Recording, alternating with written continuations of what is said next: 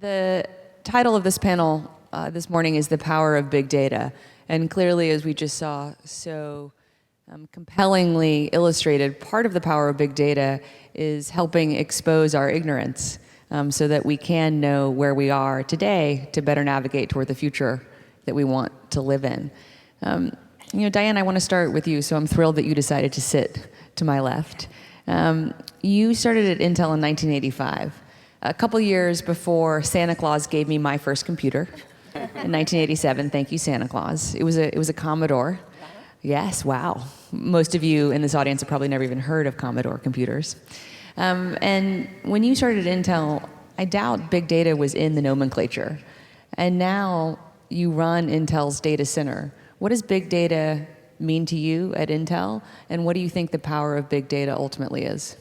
Well, yes, it is a great question. So big data is truly the next big technology disruptor, and we firmly believe it has the opportunity to transform all industries. And if you think about it, back to your Commodore comment, you look at how technology has evolved over time. Go back to the 60s and the mainframes. With each generation of technology, from mainframe computing to client-server model of computing in the 90s, to the internet in 2000, to now cloud computing, each of those evolutionary moves has done two things. It's brought down the cost of technology to make it more pervasive, so you have access by many, many more people. And that has allowed much more rich experiences, capabilities that you couldn't imagine having back on your Commodore when productivity apps was the big wow. So now with this pervasiveness of computing through cloud services and the cost having come down, you have things like Facebook. So if you think about Facebook, it wouldn't exist without cloud computing and this evolution of technology. 92% of those photos that you folks post out on Facebook are actually never viewed again. I know that's really sad and depressing, but they aren't, and yet Facebook has to store all of those videos and pictures that you post, and with a commitment to bring that data back to you if you ever do want to retrieve it. So now you have billions of connected devices, pervasive computing, everyone's always connected, creating massive amounts of data, and mining that data for new insights that simply weren't possible before is the opportunity that big data provides. Brittney, I know your work, Cloud for Cancer, wouldn't exist without cloud computing. Could you share a little bit about what Cloud for Cancer is and both how it relies upon but is also advancing the utility of big data? Yeah, definitely. So essentially, Cloud for Cancer is an artificial neural network, and it's able to analyze very subtle patterns in both breast cancer and leukemia data, so that it can increase the diagnostic capabilities in both cancers. And so deploying it to the cloud has given me a lot more computational resources that I can use to crunch and find these really subtle patterns, but it's also made the technology scalable, so anybody in the world can access Cloud for Cancer and improve their diagnostics. And when you say anybody in the world can access, what does that actually mean? Are you having researchers access your data? Are you having cancer patients access their data and others' data to be able to compare kind of different experiences? What does that mean in practice? So the way neural networks work is they actually get smarter with more experiences. So one of the huge challenges to overcome for Cloud for Cancer was to make sure that doctors were able to use it. So using this cloud platform, I have been able to beta test it with a couple of institutions, as well as create a resource that cancer patients can visit and see what the diagnostic process might look like. And it's been really successful. It's 99% sensitive at diagnosing breast cancer. And I've run 7.6 million trials with different data to confirm this. Amazing. Yes, definitely worth an applause. Chris, you're at the Knight Foundation and you run the Prototype Fund. And I know you're increasingly investing in kind of how big data is able to inform and advance journalism and storytelling more broadly. Could you share a couple of examples of kind of projects that you funded that have really been made possible by big data that kind of would have been inconceivable a few years ago? Sure. So at Knight Foundation, we're committed to funding journalism and community programs to help build a more informed electorate. And some of the projects that have come out of the Knight Foundation's News Challenge and other programs include things like Overview at the Associated Press, which takes large data dumps and quickly does analysis on documents to find connections that humans would have to sift through for days and days and days in order to find. We're doing things like email analysis and other sort of data journalism work. And really that needs to go back into the storytelling, right? So as Hans was talking about, with what the public knows is really important. That needs to be informed by data. So we think that journalists need to learn, one, more journalists need to learn to code, more journalists need to learn statistics, and we need to really understand the data in the complex world that they have to report and tell stories about in order for people to make informed decisions in their communities. Do you think it's just journalists that need to learn more about coding and statistics? No. But that's our foundation, and that's where we start. Ultimately, we hope that communities are more empowered to make decisions about their own futures. But it is an interesting point, because when we were at Intel, we do a lot of work in the area of genome sequencing and genomics in work towards cures for cancer.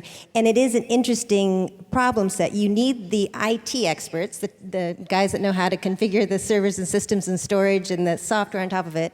Then you need the data scientists that can actually mine the data, that understand the data. And then you need the expert, whether it's a journalist or whether it's a cancer researcher, that actually knows what they're looking for in that data. They have theories that they're looking to prove out in the data. So the whole notion of big data transforming industries is requiring that there's a strong collaboration from the technologists to the data scientists to the expert in whatever that domain is, and it's a great example. Brittney? I also think it's really exciting. The world we live in today is really encouraging kids to learn coding and give it a chance. I know this summer, Chelsea and I were actually at a Made with Code initiative. And so there are all these resources out there specifically targeted to get more girls into coding and to apply that to everything from fashion to genomics to more traditional fields. So I'm really excited to see where that takes all of us with our future colleagues. I think, Brittney, that's such a great kind of point, that truly everything now is made with code, which is what Google's aptly named Made with Code initiative is all about highlighting. And Chris, I just couldn't agree with you more strongly. I think it's not only about coding literacy, it's also about statistical literacy, about really being able to interrogate what we too often take for granted, which is what Hans's presentation revealed to all of us. And backstage he was saying, see, you really are like Sweden. I said, well, it could be worse. But there is a real important insight in there to be careful what we take for granted. And that includes how we organize our work. And so, Dan, I wonder if you could talk a little bit about how Intel now organizes its work differently, particularly given your perch at the data center. How is the company organized differently now, and kind of how would you recommend to all the students here to think about kind of why, if they're interested in sustainable development, it might make sense for them to spend time at Intel? Oh, well, certainly. I think I'm obviously biased, given I'm an electrical engineer and you're a computer scientist, which is great. But certainly, technology is at the foundation of so much that happens today. Your point about everyone benefiting from some level of understanding of technology. Just even the collaboration solutions, the way we all work today is very different through collaboration solutions that are fundamentally built on technology. So having that awareness, independent of what field you go into, is certainly beneficial. Chris, last night at the plenary, as the students may remember, my father said, he had to go to college what an 8-year-old could learn on Google. And laugh, but there's a lot of truth in that. Diane mentioned that 92% of Facebook photos are only viewed sort of the day that they're posted, which is sobering. Because as a new mom who now takes thousands of pictures of my daughter, I think about all of my in-laws. My husband has 10 brothers and sisters, and we have 19 nieces and nephews, and we look at their pictures all the time. And I like to think that sharing is kind of mutually supportive, but it is part of our kind of collective memory. And we take for granted, I think, how our lives are so different because of cloud computing, and that there are, I think 7 billion Google searches a day and 2.5 billion YouTube video views a day. You talked about how that disrupts journalism, but I think, Chris, part of what journalism does is help shows how that disrupts also other facets of life. So what do you think are the most interesting stories about how big data is disrupting other industries or social fabrics? Sure. Well, I mean, I think first we have to acknowledge that we live in an age of information surplus, right? So part of the challenge now is not that we have a lack of information, but we have a great deal of work to do in order to sort through it and serve to people the right information at the right time. And in order to do that, one of the things that we push our grantees to do is really to focus in on design research and to understand the actual problems that people have in the world, like solve actual problems. And in order to do that, you have to understand the people that you're trying to serve, not just from an abstract point of view, but actually build empathy with them on the ground. And we really focus on human-centered design. But I think we have great opportunities. The one example that I would give to connect back to what Hans was talking about, he mentioned suicide as a big problem. One of the projects that came out of our Health Data Challenge last year was a project called Crisis Text Line. What's really amazing about it, this is, the initial idea is pretty simple, right? Kids don't call into crisis hotlines anymore because they don't make telephone calls, they text message people. But what they've done with that is understood that responding to crisis over text also creates a tremendous amount of data. It also gives them an opportunity to A/B test their results and responses to those people so that they can have a higher success rate. It allows them to mine that data in other ways and understand the needs of people who are really at the edge. And I think there's tremendous opportunity there to learn from data, but also connect it to a human element, right? At the end of the day, this is about building better lives for people, and we need to understand those people. When we look at big data and which industry to go after where we can have the greatest impact, it always does gravitate back to the health industry. And it's for three reasons. One is just massive amounts of data, from clinical data to patient data to genomic data. The second is there's a lot of low-hanging fruit. The health industry has been one of the slowest to adopt technology at the fundamental core. And the third is we're all impacted. We've all visited a doctor at some point, had an x-ray. We all have data behind us. And so our efforts have been targeted at the healthcare industry and in the two areas of Parkinson's disease and cancer. So we've made through the continued evolution of technology, Moore's Law making technology lower and lower cost and more pervasive, the sequencing of a full human genome just in 2000 cost $100 million for a full genome sequence to be sequenced, a full genome, and it would take literally months. Now today, it takes minutes or hours, and it's under $1,000. So we'll soon get to the point where having your genome sequence will be as easy or as common as getting a blood draw when you go into the doctor's office. So now you have all that massive amount of data, and with the big data analytics solution, you can mine that data for early detection of cancerous genes or Parkinson's, progression of Parkinson's disease. There's so much you can do once you have that massive set of genome sequences and sharing it through cloud computing. So there's tremendous progress being made, and we've made a commitment in our organization through the work we've done with various institutes, Broad Institute, Crick Institute, that we want to get to the point where you can sequence a full human genome, identify the genes that are actually causing the cancer and determine how to block them, and then identify a personalized treatment and do all of that in a single day by 2020. That's our commitment. We believe it's quite possible through big data analytics. Brittney? Just to give a little bit of a quantitative background to how big this data really can be, I'm working at a lab in Duke, and we're trying to detect influenza before somebody's symptomatic. And that requires, for what we're looking at, there are 50 million data points per person per time we take the blood, and we're taking blood about 2 times. So it's a lot of data and a lot of computational power. I think you needed. heard people in the audience say, whoa. Brittney, I know you started Cloud for Cancer with breast cancer because of a personal story in your family. And one thing that we heard very clearly from the panelists last night was that change often starts with being motivated by something in our personal stories. To kind of Chris's point, like not only shying away from trying to solve an abstract problem, but solving a real personal challenge. Could you share a little bit about your personal story and how that led to Cloud for Cancer?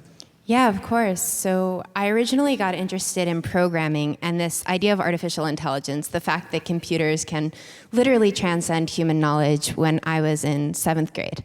And I built this program and it learned how to play rudimentary soccer because I'm a pretty avid soccer player. But when I was 15, I was continuing to work on this program and my cousin was diagnosed with breast cancer. And I come from a really tight-knit family, so I saw firsthand the experience this disease really has on a woman and her family. And I found out she wasn't alone. It's really startling, but 1 in 8 women will actually be diagnosed with breast cancer in their lifetime. And that's how I decided I really wanted to get involved. So I did some research and I came across the fine needle aspirate. It's the quickest, the cheapest, and the least invasive form of procedure a woman can have. But they're highly inconclusive, so a lot of doctors aren't using them. And that's when I decided I had this interest in technology, and I knew that this test was inconclusive because it had such subtle patterns that maybe I could combine the two to really improve the breast cancer diagnostic process to make it better for patients like my cousin.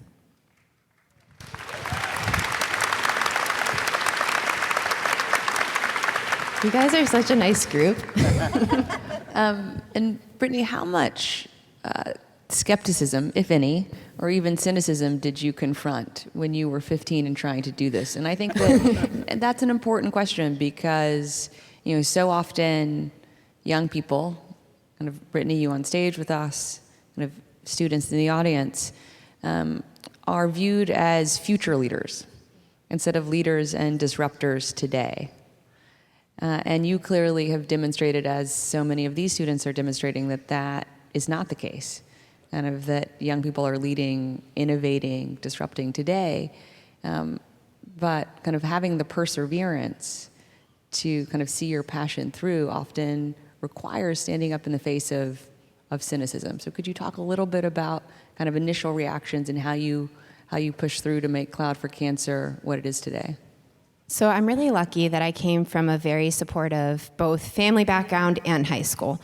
So when I came to my parents and was like, so for my new after-school activity, I'm going to work on cancer diagnostics. They just kind of smiled and nodded.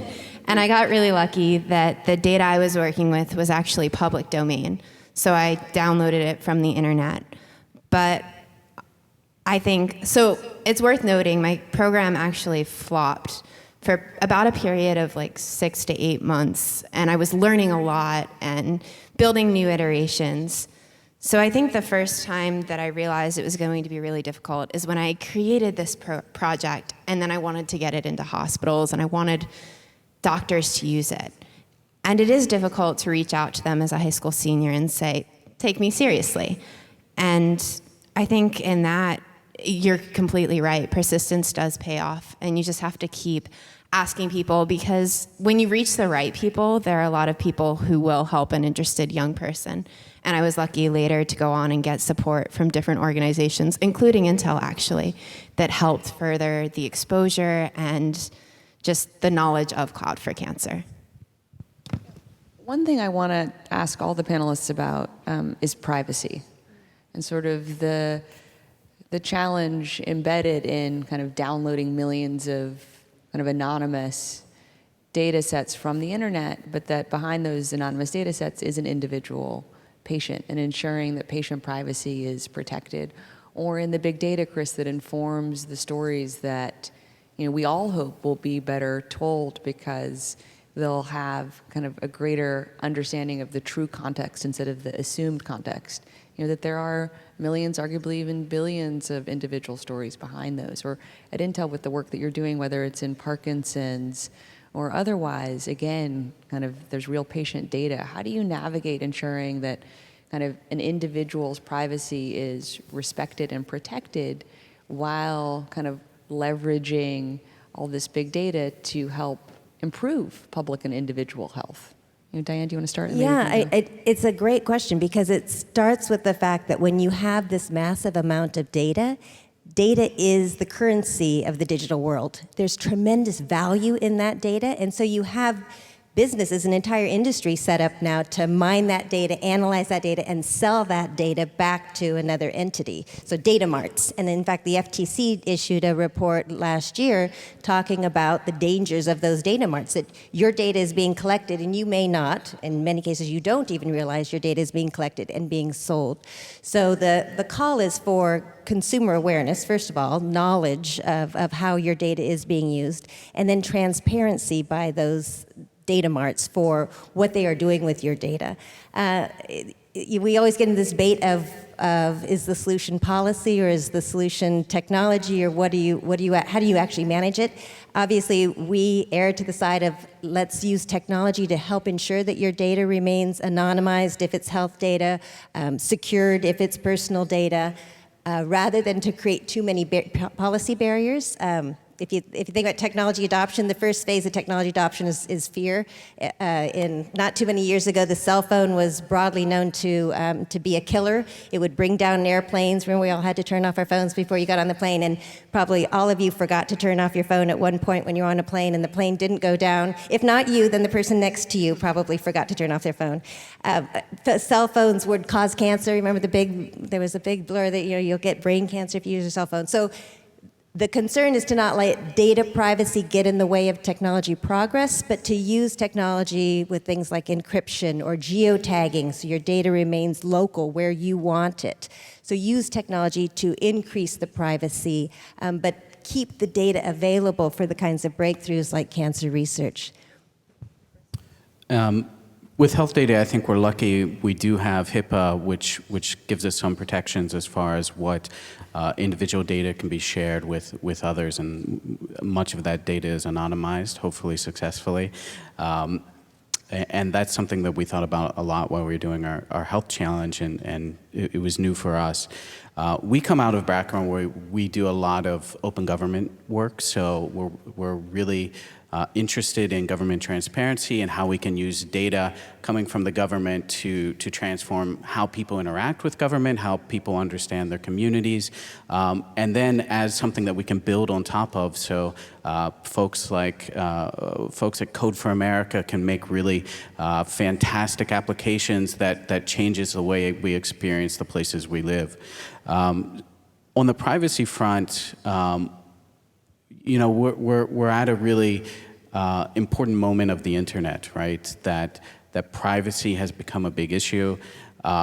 We're interested in understanding where the locus of power is, and I think as a consumer, you can really feel disempowered, right? Because you don't have control over where your data is going and who has your data and an understanding of that.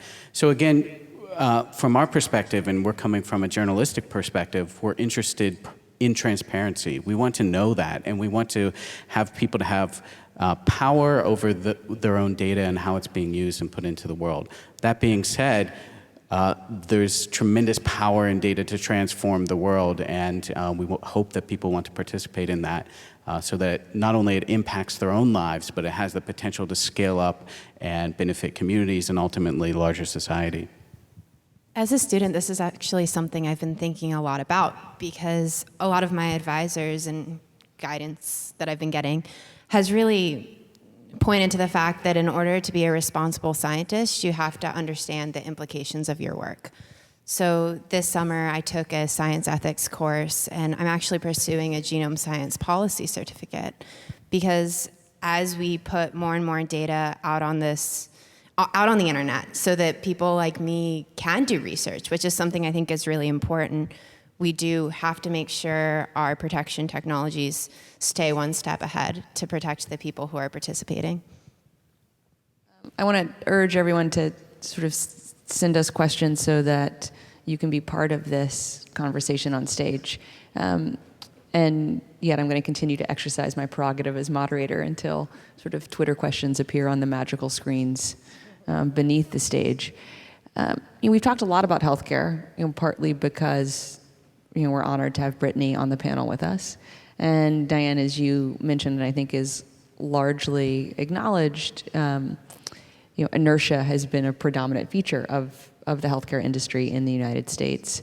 Kind of what other industries do you think are ripe for disruption by big data? If sort of healthcare is the most obvious, what's the next most obvious?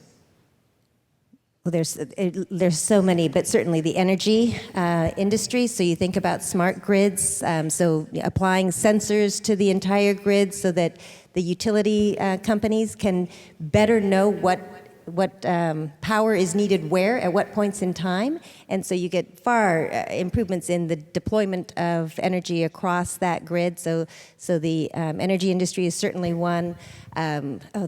There's so many. In any industrial or manufacturing industry, Intel ourselves, we have many large manufacturing sites. All of our equipment now is smart, the Internet of Things. Everything's connected. Everything's got intelligence at the edge, so we can use information off of the manufacturing equipment to improve the maintenance cycles. So you only bring down a system to be maintained when you know it's actually going to need maintenance. So you have tremendous efficiencies being gained throughout all manufacturing industries. It really is, when we say every single industry can benefit from big data, we really do mean it. And it's benefits either in deploying new services to your customers that you didn't know that you didn't have the ability to. So retail now using big data to market to you a product that you might actually like instead of just randomly marketing to you, or knowing that you're not going to buy their product, so why bother marketing to you at all? So they get tremendous efficiencies. So whether it's new services, increased revenue, or better operational cost, every single industry that we look at can certainly benefit and is looking to benefit from. I don't know. Yeah, and I'd also say physical spaces, cities, governments, those sorts of places have an opportunity to utilize data in new and interesting ways, just in the way that you encounter services, but also the way you encounter physical spaces, and so on. The one thing thinking about disruption that I would point out is that the disruption is coming from how we have free flow of information on the internet. It's come from data of all sizes. So we have a lot of students in the room, and that term big data can be overwhelming and can seem really big, right?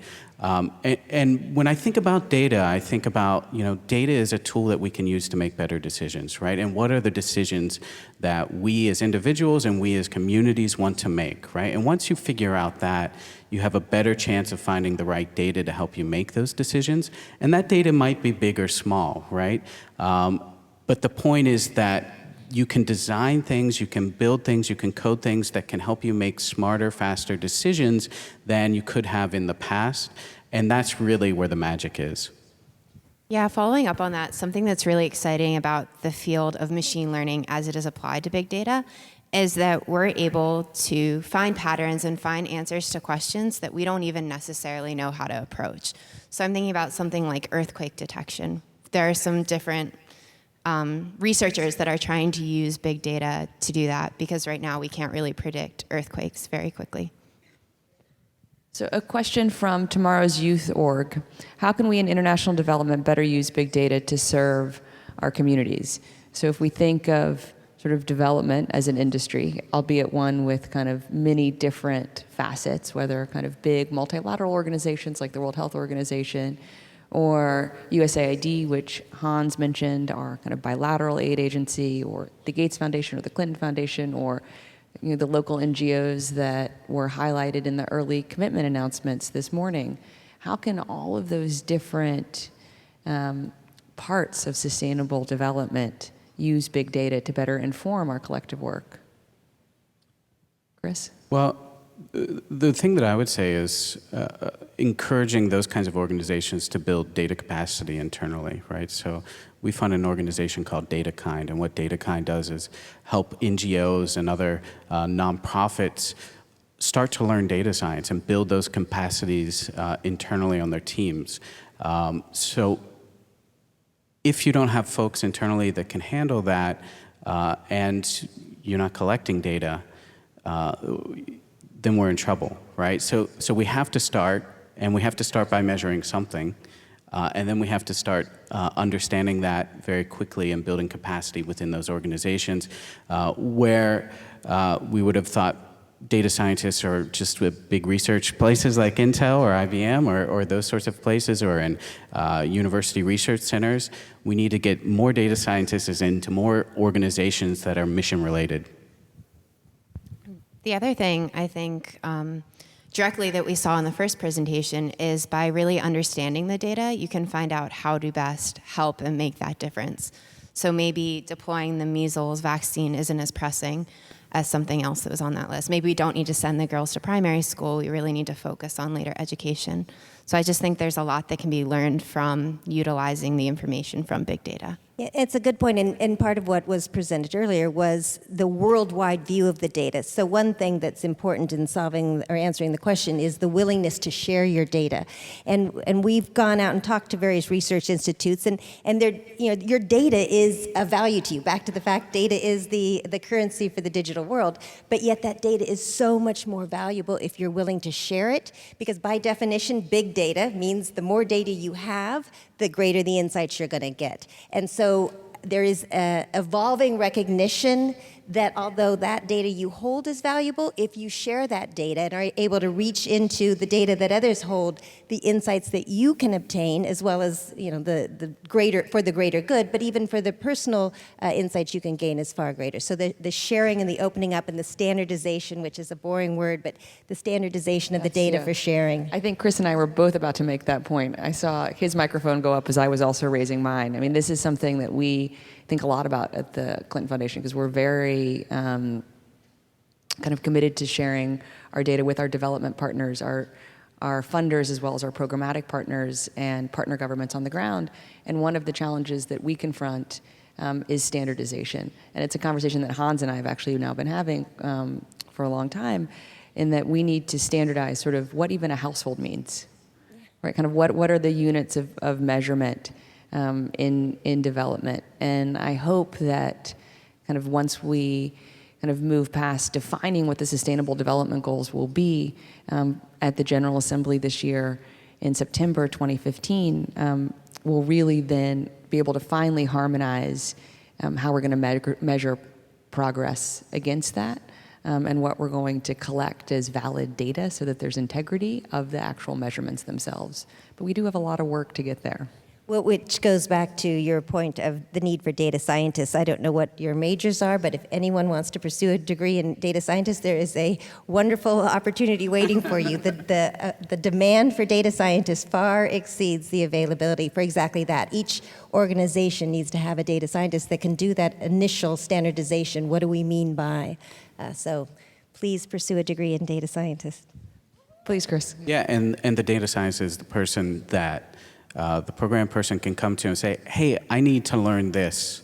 What can we do with what we have, or what data do we need to collect in order to learn X, Y, or Z?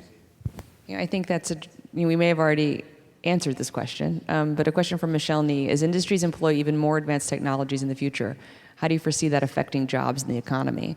And I think part of Diana, Chris, what you were just saying is that it's not only that yes, we're going to kind of need to close the gap between the kind of current availability of computer scientist and programmer jobs and the supply that we have in this country. It's that those jobs are going to become even more nuanced.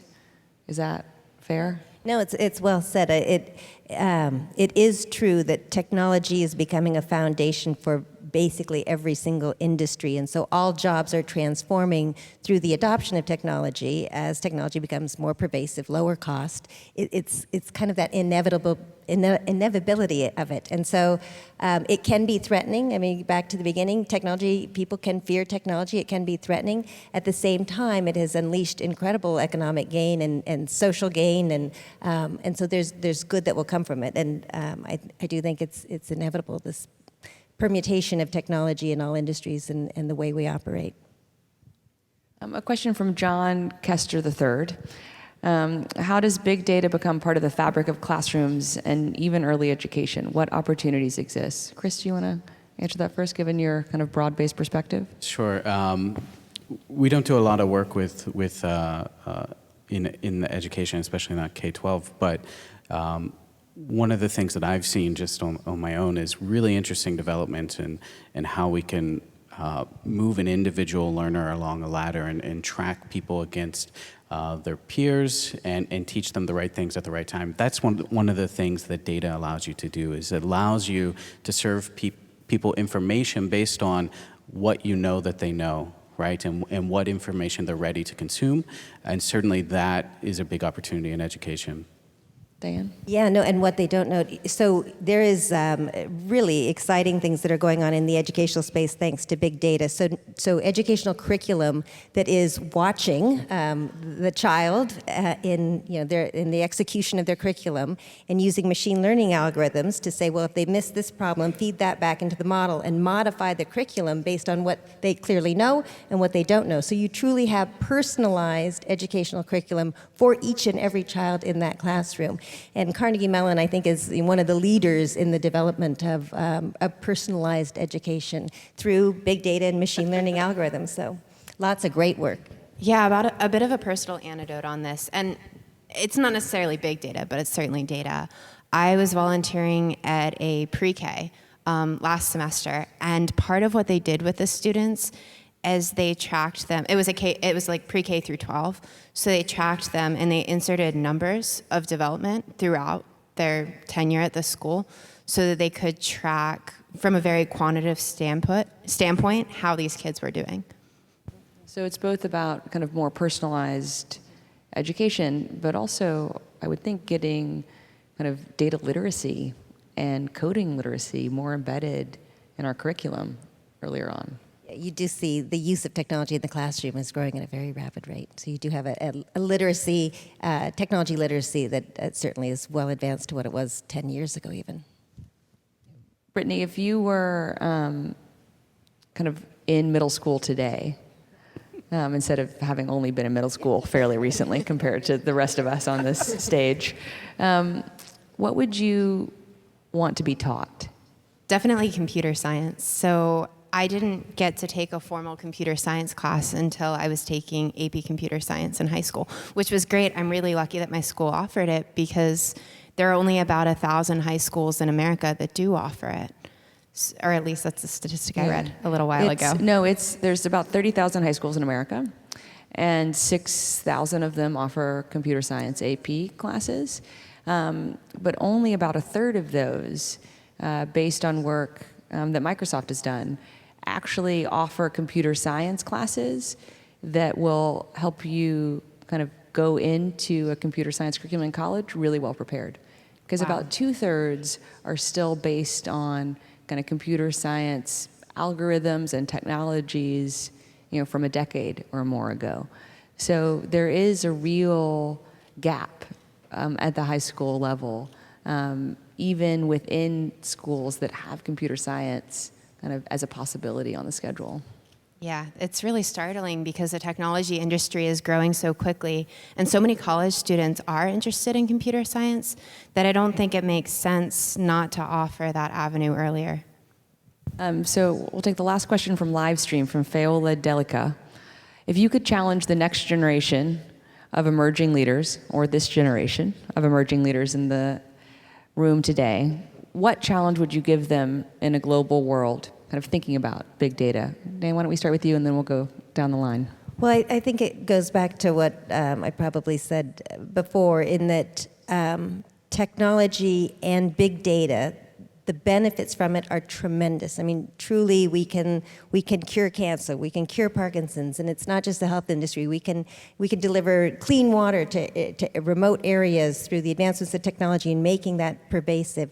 And so I do go back to, there's a greater need for an awareness and a knowledge of technology amongst all of us, and to leverage that to really go change the world. I mean, the opportunities are tremendous. So the challenge that I would give as we become a more networked society and global society is, how could you use data and technology to drive action within your local geography, the places where you live? So what can you do to harness the power of computing to get people to act on the ground? Similarly, I guess for me, I would just say find what you're passionate about and figure out what kind of data can be collected in that realm, because you're almost guaranteed to increase your understanding if you do have big data behind it. And I would just add, sort of as a compliment to what has been said, and drawing on Brittney's story, be candid about your successes and your failures, so that you're role modeling kind of that level of candor and transparency and sharing, so that it's not only that the data gets smarter, but also so that we individually get smarter, ultimately in our collective efforts. Please give our panelists a round of applause, and thank you all very much.